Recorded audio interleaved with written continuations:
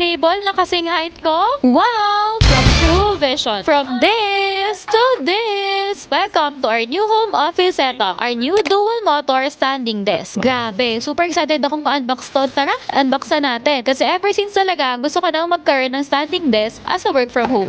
First impression, ang sleek niya yung super sturdy talaga. Advantages, meron siyang dual motor design, kaya smooth and powerful yung movement. Super tahimik niya ha, while adjusting. And ang dali lang din niya i-set up. Kasi meron sila send na video para yun yung guide mo. Adjustable width, so pwede iba't ibang desk sizes. May collision avoidance system for extra safety. And my favorite part, meron siyang 3 programmable memory sa settings niya. Kapag gusto mo naman ng mataas, pwede mo siyang 1. Pag gusto mo ng sakto lang 2. Ay kung gusto mo mababa, 3. Okay, test na natin! Oh my god, ang taas niya. As in, halos kahit ko na siya. For reference, I'm 4'11 plus 1. So imagine niyo na lang. Honestly, ito talaga yung favorite part ko. As a work from home, matagal natin nakaupo everyday. And having a standing desk helps me lessen my back pain, less ngalay, and mas comfortable mag-work overall. One of those things na pag meron ka na, mapapasabi ka na lang na, bakit ngayon ka lang? So yun lang, mommies, bye!